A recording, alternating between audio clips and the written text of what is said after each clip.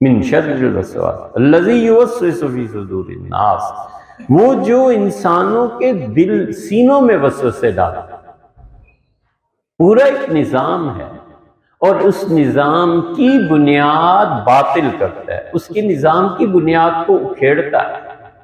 اسی لیے اللہ کہتا ہے ان الشیاطین لیوحون الی اولیائہم لیجادلوکم، شیطان اپنے دوستوں کے دل میں یہ بات ڈالتا ہے تاکہ ایمان والوں سے جھگڑے۔ اس لیے جہاں بھی اہل ایمان سے لوگ لڑتے ہیں جھگڑتے ہیں، شیطان وہاں کام کرتا ہے، اور شیطان چاہتا ہے کہ جیت جائے۔ من الجنت والناس، انسانوں میں ہو یا جنات میں، اللہ جو بھی ہے میں تیری پناہ مانگتا ہوں۔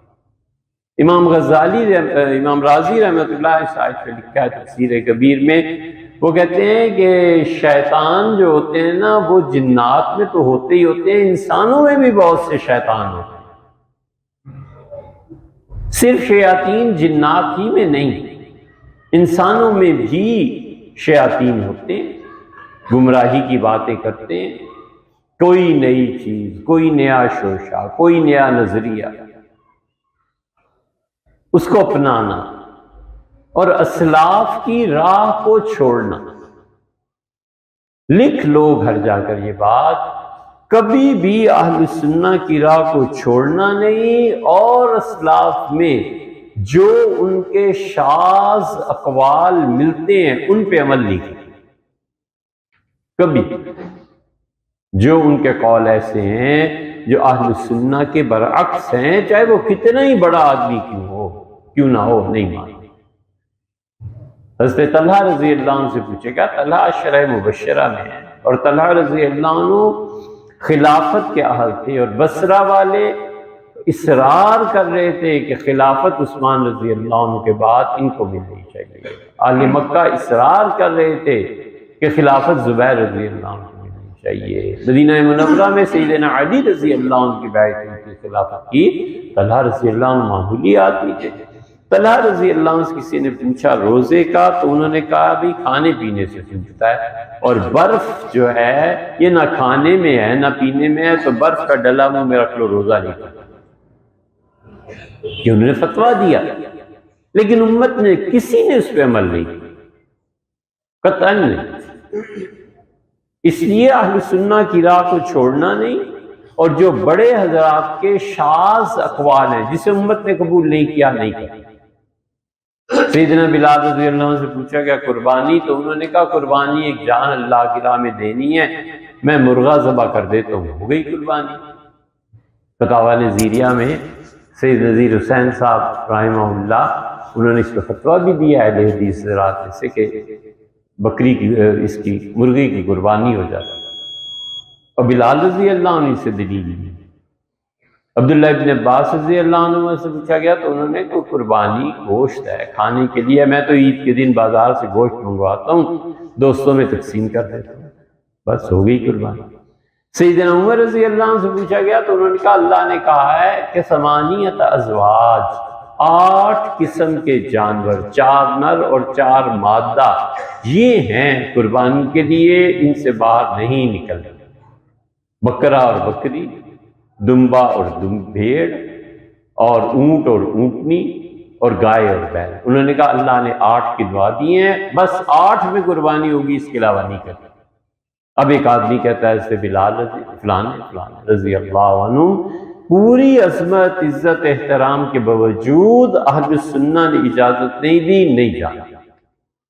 تو اس لیے یہ جو بات ہے نا کہ انسان وسوسے ڈالتا ہے، آج یہ ازم چل رہا ہے، آج نئی تحقیق یہ آ گئی ہے، یا اللہ یہ پرانے جو تھے یہ ان لوگوں نے کوئی تحقیق نہیں تھی، کچھ نہیں پڑھا تھا۔ اپنے اور اللہ کے درمیان امام ابو حنیفہ رحمۃ اللہ علیہ کو رکھوں، یہ زیادہ اچھا ہے بجائے اس کے کہ اپنے اور اللہ کے درمیان کسی 15ویں صدی کے مجدد کو لے لوں کہ یہ آگے۔ اس لیے بچو ان چیزوں، وسوسے اس طرح بھی پیدا ہوتے، اور وساوس کا علاج، ان ساری چیزوں کا علاج صرف 2 چیزیں بس ہو کرنی، ایک اللہ کا ذکر اور ایک صحبت صالح۔ اللہ کے کسی نیک بندے کی مجلس میں، صحبت میں مدت گزارنی چاہیے۔ بس اس صحبت میں جو پاکیزگی آتی ہے نا اور جو تبدیلی آتی ہے، ہم نے ان مشائخ کو دیکھا کہ کچھ نہیں کہتے، ایک لفظ نہیں بولتے تھے، پہلی ملاقات ہے ہاتھ ملایا اور جو سامنے آتا تھا وہ رونے لگتا۔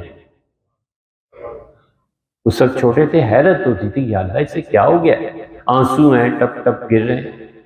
حضرت محمد سعد مدنی صاحب کے ساتھ ہوتا تھا، کئی مرتبہ دیکھا، انگلینڈ میں، امریکہ میں، یہاں کوئی آیا ہاتھ ملایا، تھوڑی دیر بعد ہمارے اپنے حضرت رحمۃ اللہ کے ہاں بھی گئی، تو وہ جو نور اور وہ جو چیز اندر سے عبدیت کے انوار باہر پڑتے ہیں وہ ہر آنے والے پہ اثر کرتے ہیں۔ اس لیے ہمیشہ اللہ کی پاک کتاب آپ پڑھتے ہیں، سمجھتے ہیں، ہمیشہ اللہ کا ذکر، اور ذکر کی سب سے افضل شکل قرآن کریم کی تلاوت۔ قرآن کی تلاوت کے 3 درجے ہیں۔ اس مبارک جگہ پہ آ کے مولانا کے سامنے بیٹھ کے جھجک بھی آتی ہے، لیکن اب رک نہیں رہا بیان، کسے کیسے روکیں، لیکن حضرت کی وجہ سے جھجک ہے کہ بڑوں پیروں کی جگہ ہے، پیر خانہ ہے۔ 3 درجے ہیں۔ قرآن کریم قاری سے پڑھانا، استاد سے پڑھانا۔ پہلا درجہ یہ ہے کہ جب بھی پڑھو یہ سوچو کہ اب قاری صاحب نہیں ہے، اب اللہ کو سنا رہا، اب اللہ تعالیٰ سن رہا ہے، زیر زبر پیش کوئی غلطی کی نا، اللہ کا کلام۔ اس سے بڑھ کے درجہ یہ ہے، پہلا درجہ کہ اللہ کو سنا رہا، اور دوسرا درجہ یہ ہے کہ اللہ تعالی اس پاک کلام کو میرے دل پہ نازل کر رہا ہے،